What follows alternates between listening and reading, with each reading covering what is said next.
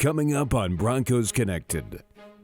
Wide receivers coach Azzanni shares how Denver's receiving core continues to evolve as the season unfolds. Members of the national media share their thoughts on the Denver Broncos at the halfway point of the season. And learn how the Broncos 2020 draft class stacks up against the rest of the league's rookies midway through their first year. Broncos Connected is next. Had a pleasant good afternoon, everybody, and welcome to Empower Field at Mile High. Lock avoids a rush, throws to the end zone. Touchdown, Denver! If you're not excited about this, not sure you're alive.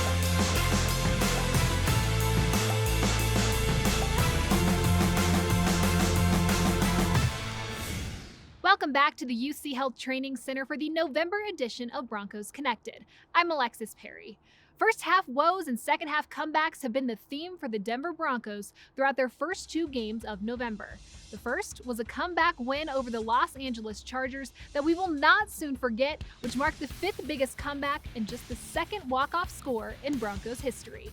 With playoff hopes restored and momentum in their favor, the Broncos aim to get back to 500 for the first time since Week 13 of the 2018 season as they traveled to Atlanta to take on the Falcons. While another comeback win was in reach, the Broncos fell to 3-5 on the season and third in the AFC West. Denver's most recent loss magnified the lack of consistency throughout a full four quarters, which Coach Fangio and players alike have committed to improving. The wide receivers room has been a bright spot for the Denver Broncos over the past couple weeks. With Courtland Sutton out for the season with a torn ACL, it's been Judy, KJ Hamler, Tim Patrick, and Deshaun Hamilton taking turns in the spotlight. Coach Azzanni is the man tasked with preparing and developing this young receiving core, and he's now with Matt Boyer to share the ways he's seen his group mature throughout the first 8 weeks of the season. Coach, you've been here for 3 seasons now, and the rooms that you've had year to year have varied greatly. You've had some rooms that have been top heavy with veteran leadership, and then this year you might have your youngest room just based on playing experience. So how do you differ your approach year to year based on who's in that room? You got to differ it a lot. Demaryius Thomas didn't get coached the same as maybe Judy. Here's a guy that's been in 9 years, seen it all, done it all, and totally at a different spot in his life outside this building than a young guy that's going home and playing Call of Duty, right? So these guys are in totally different eras of their life. But you still have to coach them in the game of football. What you're trying to do the same. You just have to approach it a little bit differently. So that's what's fun about the rookie class. We're so young here, and even Tim and Deshaun and Courtland, they were young when they first came here. So I get to coach them all the same this year, which is pretty cool. You lose Courtland injury, KJ gets banged up a little bit, Tim's got a bit of an injury here and there. So how tough is that? And then how do you adapt on the fly? How do you adjust on the fly? You're just constantly trying to develop the guys that may have to play. Deontay Spencer, Tyree Cleveland. Deshaun Hamilton is invaluable. He plays at every position for me. He's the only guy that does that. So you're constantly during practice trying to rotate them around.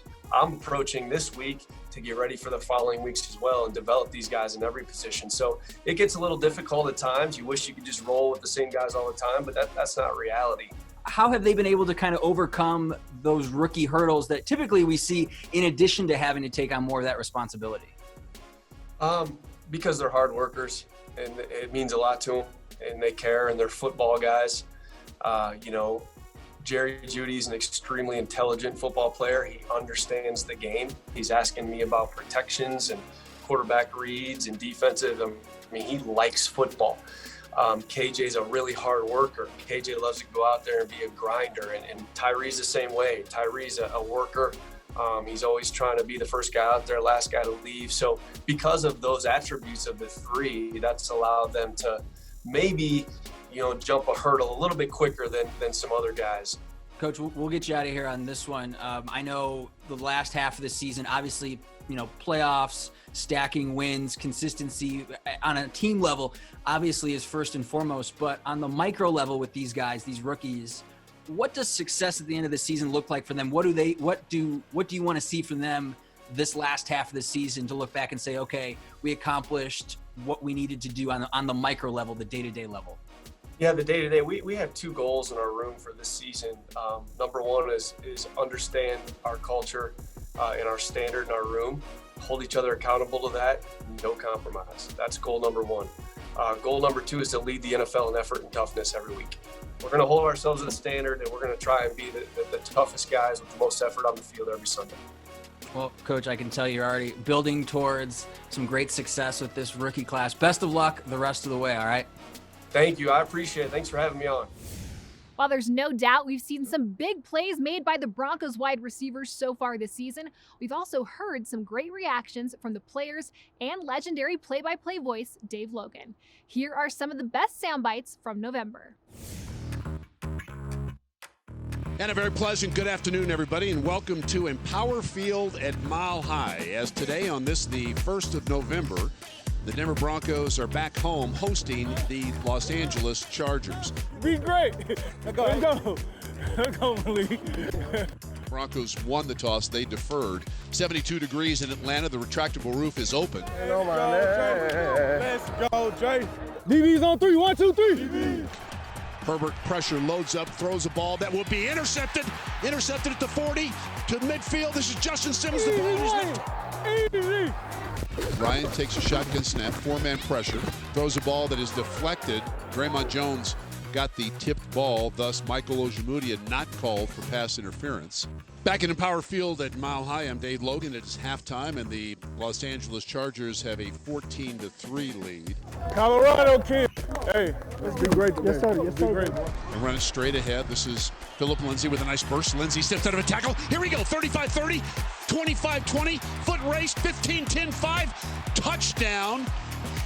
Denver, 55-yard scamper by Philip Lindsay. Ryan looking for somebody to throw to, and he will be sacked. And that is Draymond Jones, his second big play. I got a tackle, a batted ball, and a sack. I'm cool with that. Don't be cool with it, bro. I want more. I want more for sure. Locke rolls to his right. Locke throws a ball. End zone catch. Touchdown, Denver. No, what are they saying? KJ Hamler caught the ball. Now one official. Yes, touchdown. Touchdown, Denver. This would represent, in terms of points behind, tied for the 4th biggest comeback in Broncos history. The Broncos come from behind and beat the Chargers 31-30.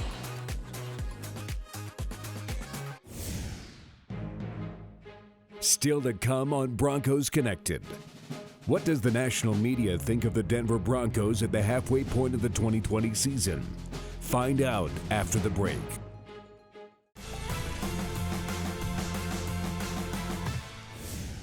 Welcome back to Broncos Connected. After an outstanding 2020 free agency and an even better draft, the expectations for the Denver Broncos this season skyrocketed. But that was before injuries ravaged their starting lineup. As of today, there are 13 players on the Broncos injured reserve list, including their superstar edge rusher Von Miller, number 1 wideout Courtland Sutton, 5-time Pro Bowl defensive lineman Jarrell Casey, and now rookie tight end Albert Okwuegbunam, just to name a few.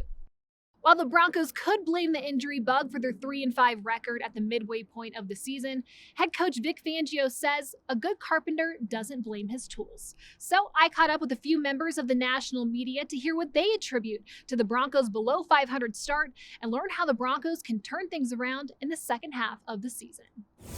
Jay, you've been there for the highest of highs and some of the lowest of lows for this Broncos team so far this season. So what has been your overall impression of this team as they reach the midway point of the year?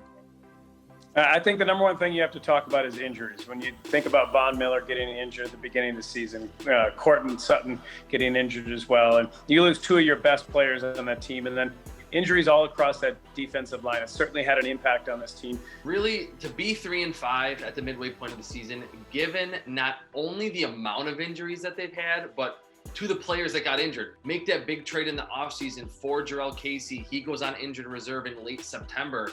I think they've done a good job being really competitive, and to get to 3-5, I really think it sounds crazy, but is actually an accomplishment for how many depth players and players that the Broncos probably didn't feel like they needed to rely on this season to get to 3-5. They're kind of in the hunt still in the AFC. I think they've done actually a pretty good job. If you were a Broncos fan, you were saying, okay, this season I need to find out what Drew Lock is. And the first half of the season, I don't think you have had that opportunity. Injury and just the lack of continuity, which was always going to be a struggle. So you go into the second half of the season, you say, okay, we thought we might have a chance to make the playoffs. Right now, we have them at about a 3% chance to make the playoffs. So you're not worried about that. It happens, great. If not, what you want to do is you want to say, at the end of this season, what do I know about this team? What do I know about the positions that move the needle? Is Drew Lock a guy that can string together a full game of solid play? Or am I continuously hanging on a great quarter here or there? Losing Drew Lock for a number of games early in the season, he didn't have that continued maturation process. And they're the youngest team in the NFL when it comes to offensive skill position players. And so you're going to have those growing pains. When I think about it positively, I think about the fact that they've been able to fight back. They've gotten down big in games and they fought back. They won the Chargers game. At one point in the third quarter, I didn't think there was any chance they would come back. And Philip Lindsay rips off that big run and they get back in the game and they find a way to win the game. And that says a lot about this team and the youth that they have on the team. And I think it says a lot about Drew Lock as well. What I want to see him work on down the stretch is getting a faster start. We've all heard about how good Drew Lock has been in the fourth quarter when Pat Shurmur goes up tempo and they're not huddling, they're going quick. Earlier in the games, they've gotten into some holes because he hasn't really had the perfect connection with a lot of his receivers. So I think a faster start will lead to the Broncos not having to come from behind and have Drew Lock have to have a perfect fourth quarter. They have to find a way in the first half to understand what defenses are doing to them. He's struggled to be able to recognize defenses, to understand what they're doing. Now, when they go in at halftime and they make those adjustments, he comes out and he plays much better in the second half. So they have to find a way to do a better job, and he has to find a way to play better and to be able to recognize where to go. Against the Chiefs, take what they're giving you. They're taking away the deep ball, which is what he did well against New England. And so you have to be able to take those underneath routes, those underneath throws that are there. How would you grade Vic Fangio's defense this year in year two? Yeah, I think this is another tough one where who's the most important player on that defense? Von Miller. Von Miller, yeah. Where is Von Miller? Von Miller is rehabbing, opening Xboxes on Instagram. You'd obviously prefer him to be on the football field, and he's not, and that's a huge loss. I think this year has really highlighted something with respect to defense, and that is this. There aren't many good defenses out there. In fact, I would argue there really aren't any. Everyone thought the Bucs defense was great, including myself, and they get shredded by a good on-point Saints attack. So you're just looking to not be a total sieve on defense. I think the Broncos fall into that category. They're not the Jets, they're not the Raiders. The Chiefs have been not so great on defense, and so that gives me hope. I think you can build on this group going forward, especially if you get some jumps from year 1 to year 2 and those guys that you invested in. The Broncos, they have the third most difficult schedule as they move on to the second half of the season. So what should their number one priority be as they fight through these final 8 games? This is really specific, but I'm going to go with this because it's really all about the quarterback in today's NFL. I want to see more play action passing from Drew Lock.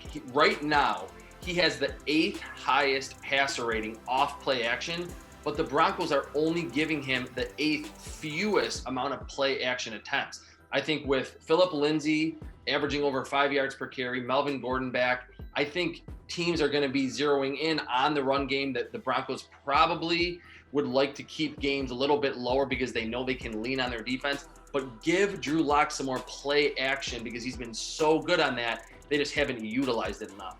I think it just needs to continue to get better on a daily basis, and they need to develop players. They need to find out who they have and who they can build on going forward. And you want to find ways to win games. And it doesn't matter how you win them, what the score is, if they're high scoring games or they're low scoring games. You want to keep yourself in games, and you want to make sure that locker room stays together. The players on that team, and offensively and defensively, you don't start getting mad at each other on either side of the ball. That you continue to grow and you understand that you have a lot of youth, you understand that you have a lot of injuries, and you stay positive and you keep fighting together. Coming up on Broncos Connected. With the depth of the Denver Broncos on display this season, learn how the Broncos rookie class is making an impact.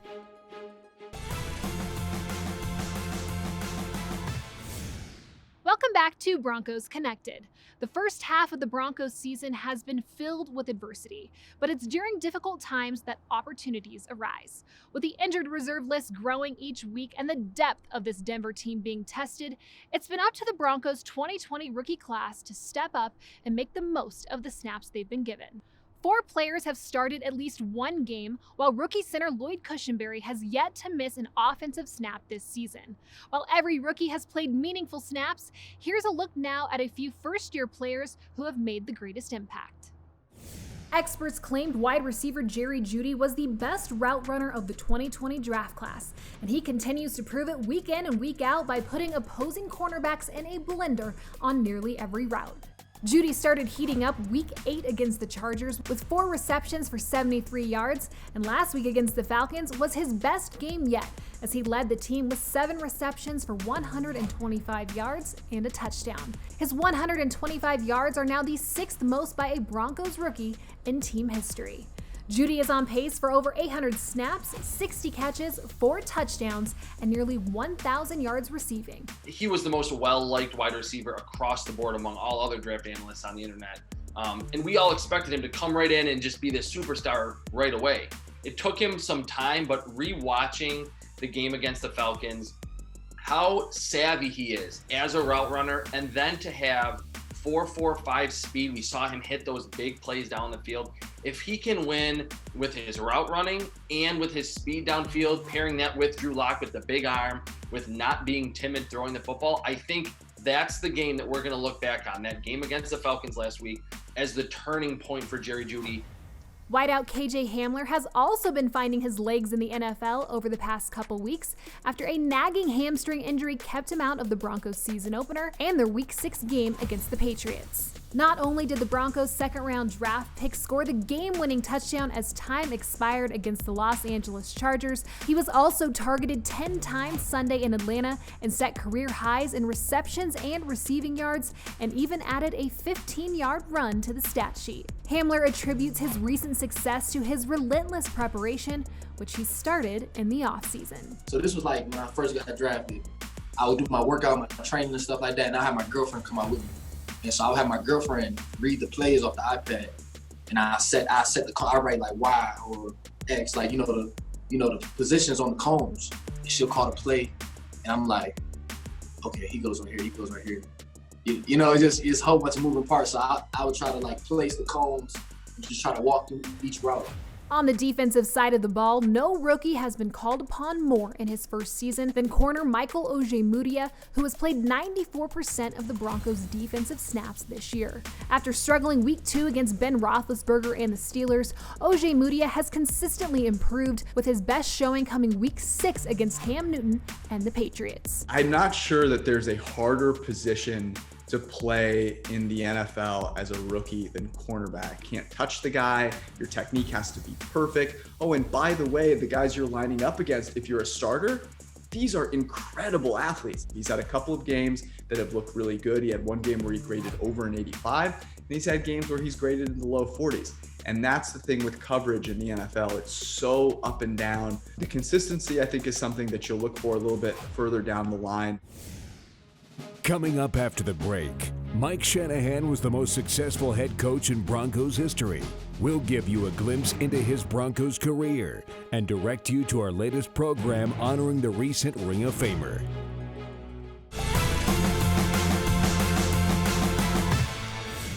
Welcome back for this final segment of Broncos Connected.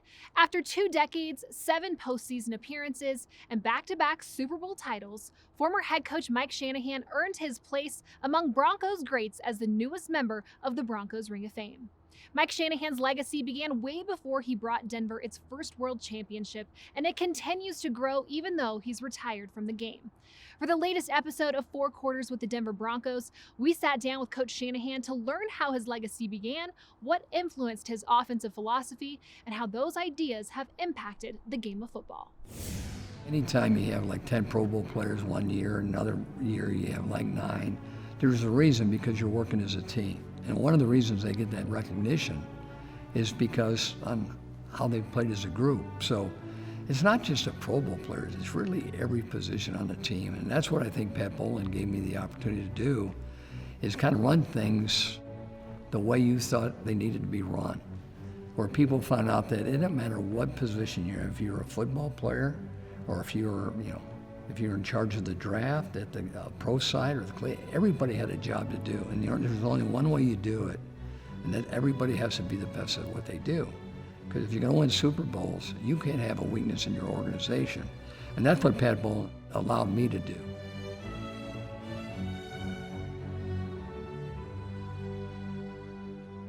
That was just a small sampling of what you can look forward to when you join us for 4 quarters with the Denver Broncos. Tune in tonight right here on KTVD Channel 20 at 10 p.m. for an exclusive look into Mike Shanahan's Ring of Fame-worthy career. Well, that's all the time we have for the November edition of Broncos Connected, but don't forget to follow us on Twitter at Broncos TV and stay connected with the hometown team on YouTube, Facebook, Twitter, Instagram, and the Broncos 365 app. We'll see you right back here December 19th for the next Broncos Connected.